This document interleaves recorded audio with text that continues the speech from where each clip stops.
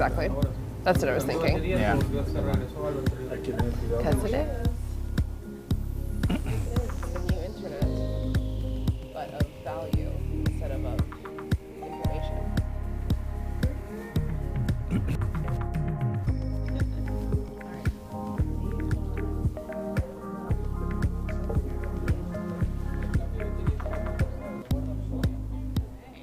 We are good.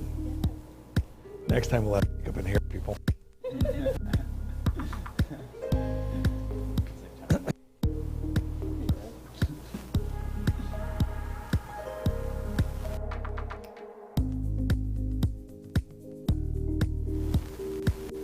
No habla.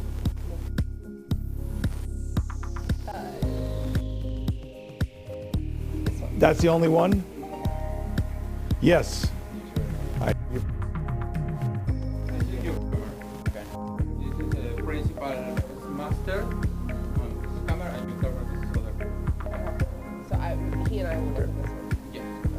So we're live right now?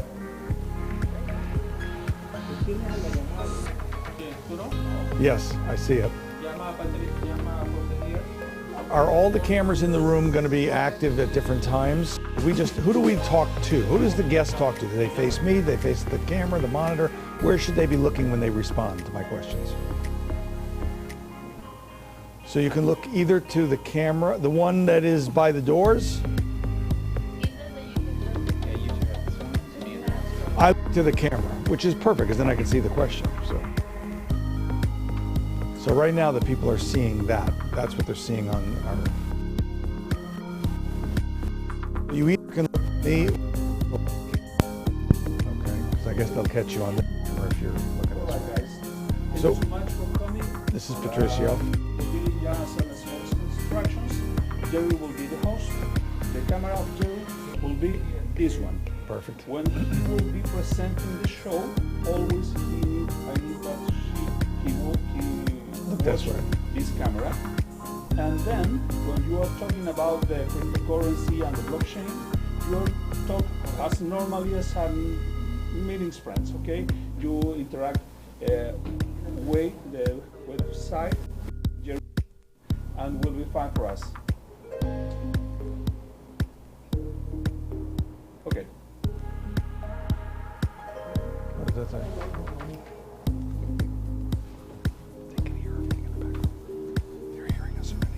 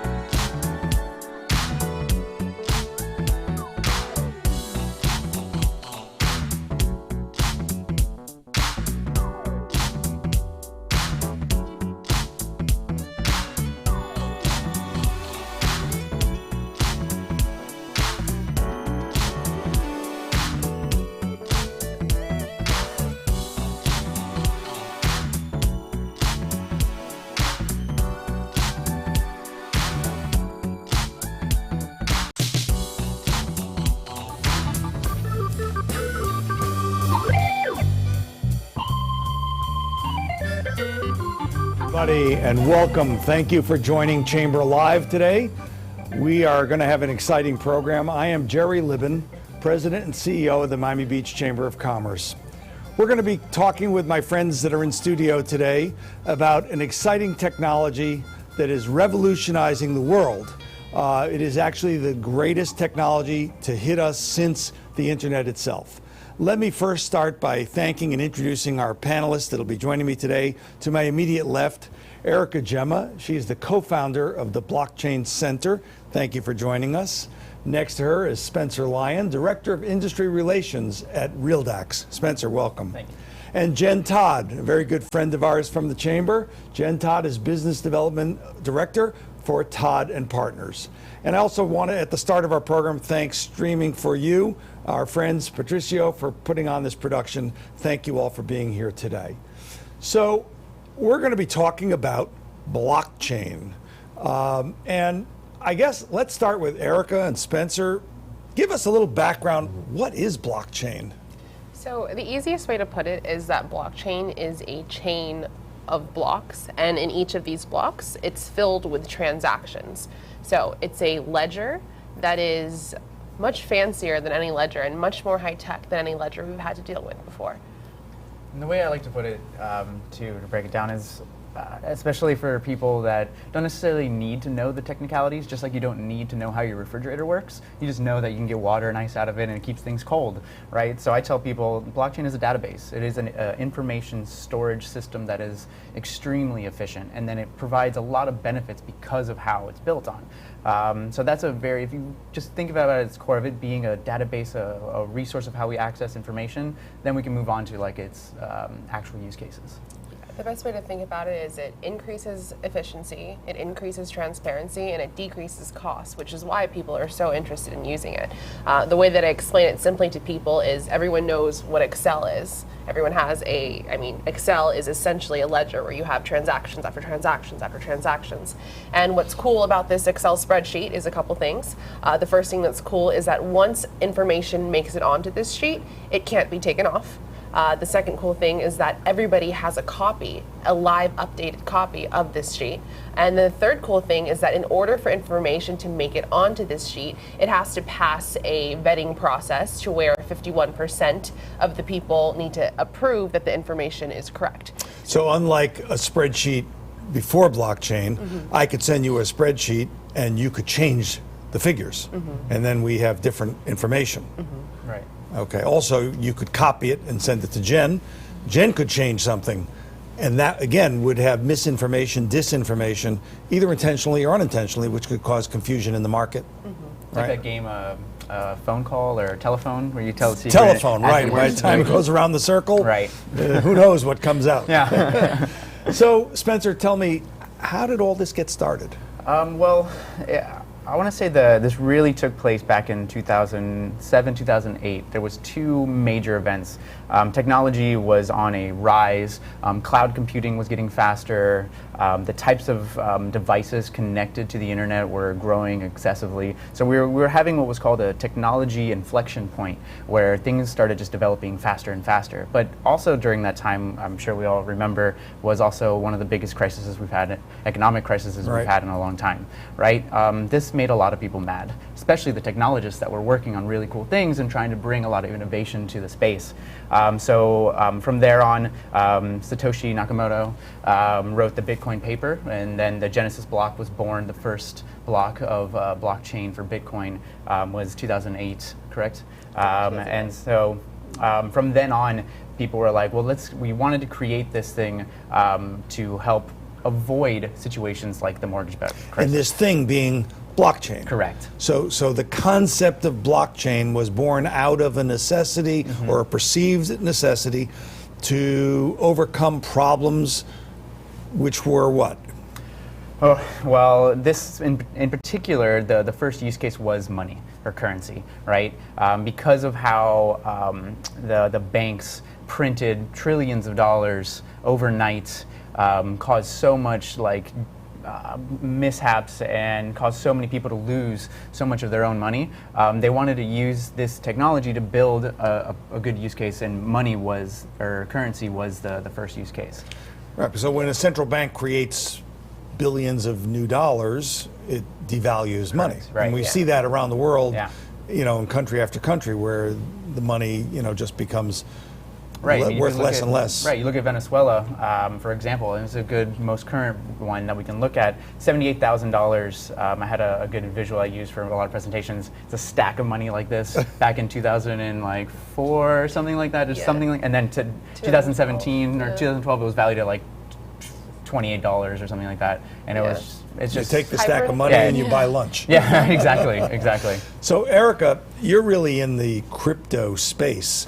And so tell us a little bit about what's the difference between cryptocurrency and blockchain, and how do they, I'm sorry, Jen, you're in that space more. And so tell me a little bit about the difference between cryptocurrency and blockchain. Sure. So cryptocurrency, like Spencer said, was the first use case. So there are cryptocurrencies that rely upon blockchain in order for the transactions to occur, the back and forths, and then those transactions are recorded onto the blockchain. So Bitcoin has its own blockchain. Ethereum, which is another currency, has its own blockchain. So that's like the relationship between the two. The difference is that you can use a blockchain and not have a transaction of currency. It can be used as, like we were talking about earlier, a database, storage of information for companies that have vast amounts of data and want it, recorded in a better, more efficient way. And we're going to look at some of those cases in just a little bit, and how it can be utilized, and is in fact being utilized globally today.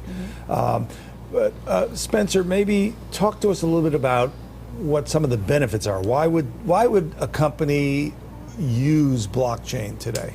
Yeah. So, like Erica mentioned earlier, the transparency of the information, the speed at which you can access the information, and the reduction of costs in most cases are like some of the major benefits that are really harped on when talking about blockchain and cryptocurrencies.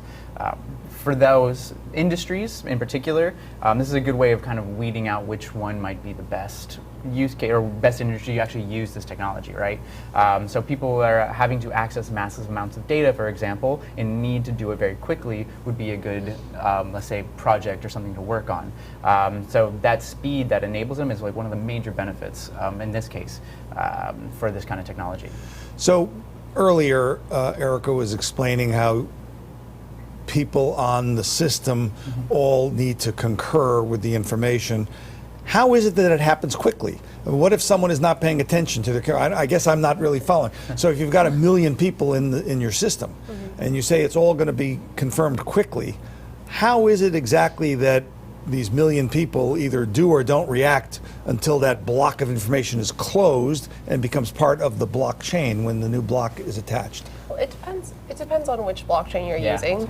For example, on the Bitcoin blockchain, every 10 minutes, that new block of information is closed, but it's not actually people that's monitoring it. What it is, and which makes this a system that people really appreciate, is it's not people behind the scenes anymore. It's math.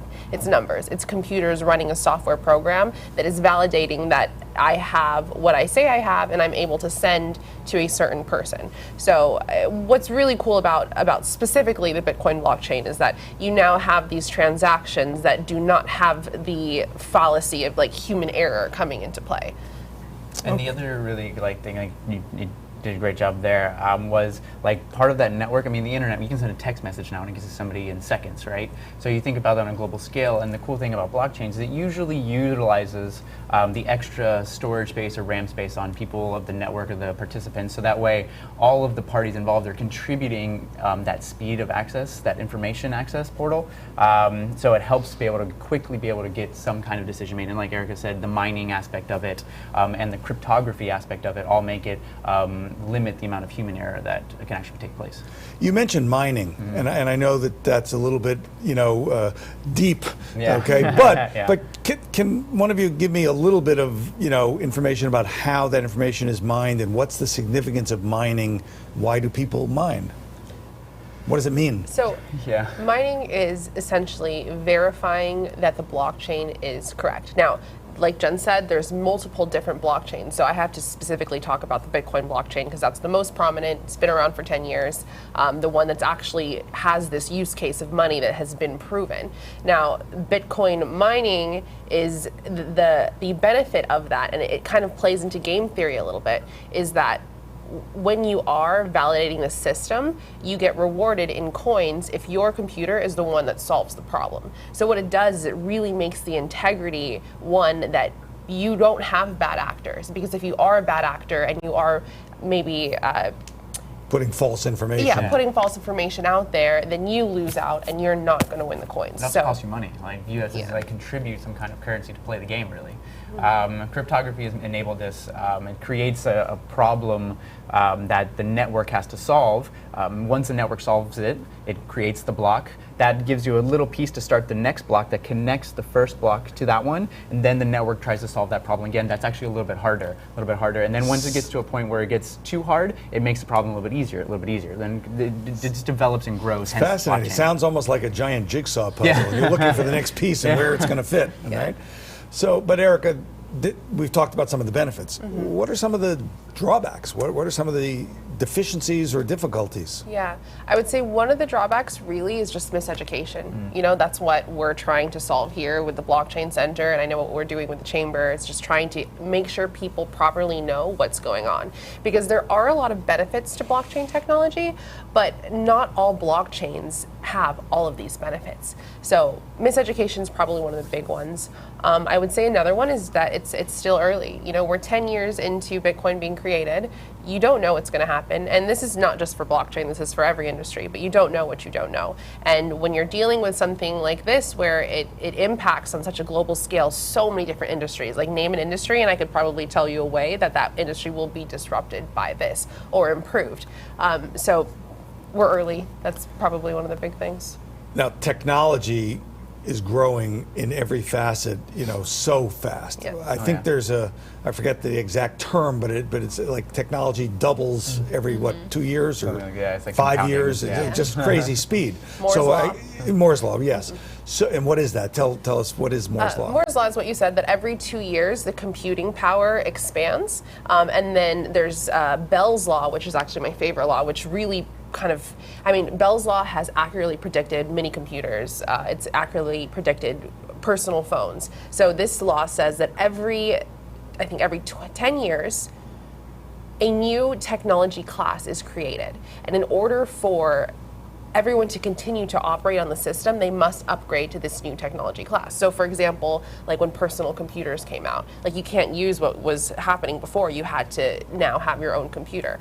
And so this is what's kind of happening with Bitcoin and cryptocurrency and blockchain technology, is that in order for systems to continue to exist, they're going to need to now use the blockchain. So Moore's law and Bell's law are very indicative of what's happening. So it's going to have to go mainstream if it's really going to survive. And so what is it that's preventing this technology from going mainstream at this point? And when do you foresee that it may be able to do that?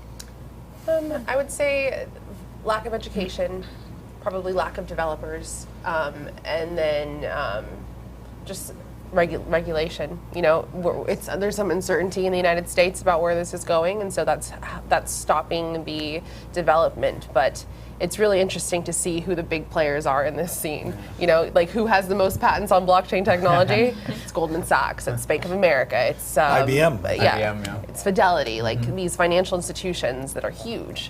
Yeah, I would just have to harp on that. Is the regulation one is I would say one of the bigger pieces that's kind of limiting it, but in a good way. I don't think regulation is a bad thing. I think it's needed to kind of keep order in certain ways, and to give confidence to people to use it. Especially the ones that might not necessarily be in the field. It's very easy for us to be confident in it because of our level of knowledge in the space. But for somebody who might not, it might be a little bit intimidating or scary.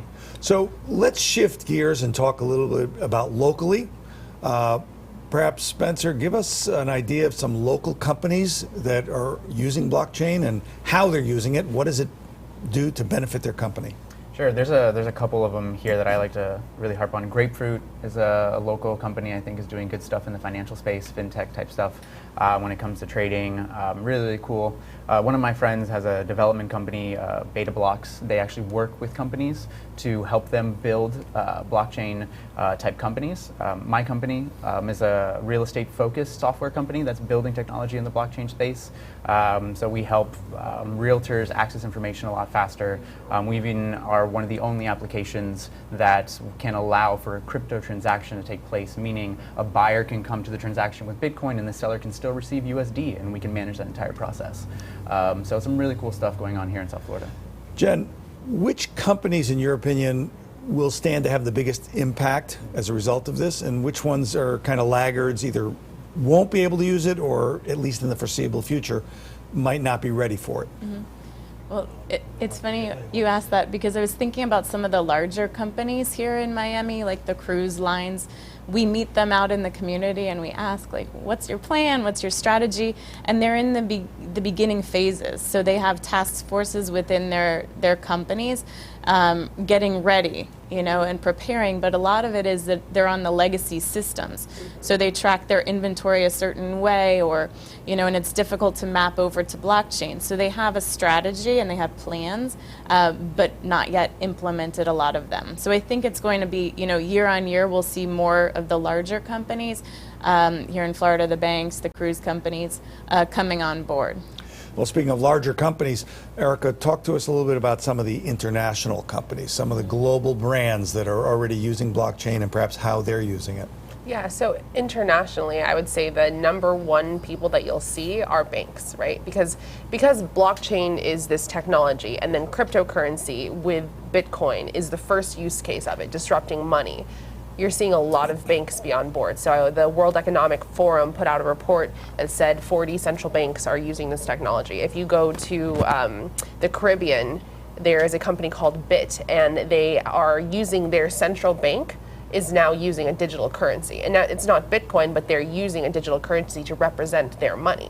So internationally, I mean, you're seeing just a lot of financial technology being used here. So the global remittance system, so SWIFT, right? SWIFT is very, very slow. I mean, their wire transfers get lost, and so that's one huge portion that is being disrupted with this company called Ripple, which we'll see if that continues to exist. It's really interesting to me that as you described the origination of Bitcoin, it kind of rose out of some problems that were perceived to be happening in the financial industry, and yet the largest users right now seem to be the financial industry. Exactly. There's kind of a little bit of the story there, a back channel. Yeah, and it's so interesting too, because so the BIS, the Bank of International Settlements, which is like the central bank of all central banks, recently, because Libra came out, which Libra, if you guys don't know, is Facebook's coin. They didn't even come out, they just put out their white paper, and the head of the BIS came out with a statement saying, hey, government needs to step in and regulate these currencies, otherwise their business is threatened. And what's interesting is to see is that the same way that that technology disrupted the music industry, musicians don't make money the same way they used to make money. Sure. It's going to happen to the central banks, which is why the central banks are coming out and they're saying, all right, the government needs to protect us, but pretty sure it's a little bit of self-preservation for the banks. Yeah. Either join us or be left behind. Yeah, exactly. All right, that's interesting. Well, I want to switch gears a little bit, because I think at the outset we talked about the fact that one of the inhibitors here is lack of education and lack of understanding about this, and that would go with any industry. If you're not aware of it, you're a little bit standoffish. Right. So Erica, you're the co-founder of the Blockchain Center here in Miami. Let's talk a little bit about the Blockchain Center, why it was set up, what do you hope it will do, and tell us a little bit about how it's been going. Yeah, so the Blockchain Center, we opened up on June 14th, so not that long ago. Right, I was there for the ribbon cutting. Exactly, it was amazing. Our main goal really is just to educate people, right? So we want Miami and Miami Beach to be the best educated area in the world and really bring opportunities to our city because of this. Now, the second thing that we do is we are also a co-working office and event space, so we have space. We're actually open for free for the summer if anyone wants to come out and hang out with us, use our Wi-Fi, use our bathrooms, drink our coffee. And then the third thing is that we're an incubator for new blockchain companies. So we have a lot of resources, companies that want to start in this. We would love for you to come over. We'll set you up with developers, with a bank account, everything. So it's been going really well so far. I mean, a lot of traction. People are interested. So how can people take advantage? Who do they call to schedule a walkthrough, or can a group come over and have some education? Or Yes. how is that program? Are there actual classes, or? So I would say go to www.bitcoincenter.miami. Let's give that again slowly. www.bitcoincenter.miami. Okay. And subscribe for updates, and we'll be telling you of the upcoming classes. We do a lot of just like Bitcoin 101s to generally educate people on what it is. Okay, and collaboratively, we have been working on something very exciting that I presented to you guys early on. The Chamber of Commerce, as you know, but our viewers may not be aware, we own a 501c3 that focuses on public school education. And we've put together, the four of us and a few others that are not with us today, a curriculum that we've actually started to teach in 5th grade. So why do you think it's important to teach students today about blockchain, and why did we focus on 5th grade? Spence. I like to say it's because 5th graders aren't opposed to learning revolutionary technologies. They're not afraid. They're not afraid of it, right? So they're very welcoming, and I mean, these young minds are just so open to learning new things, and then can like really manifest that into more and greater things as they progress through their education. So hitting them early, letting them know that there's some really cool things that could potentially impact their future, and get them excited about it early on, I think is very important. So Jen, you were immensely helpful in getting it into the first 5th grade classes. What was the reaction of the teachers and of the students with the programs that we taught? Sure. So I guess first the teachers. At the end of our sessions with them, they came to me and said, wow, this was amazing. We felt like we were teaching something that was cutting edge, is new technology. They love history, they love science, but they felt that they were preparing the kids really for the future. So there was that sense of like, we're really making a difference. From the kids' point of view, I heard just rave reviews about all of us as teachers, which was great. I think it was fresh material, fresh faces. They were very engaged. We brought in a lot of activities, so I think the hands-on factor really like woke them up.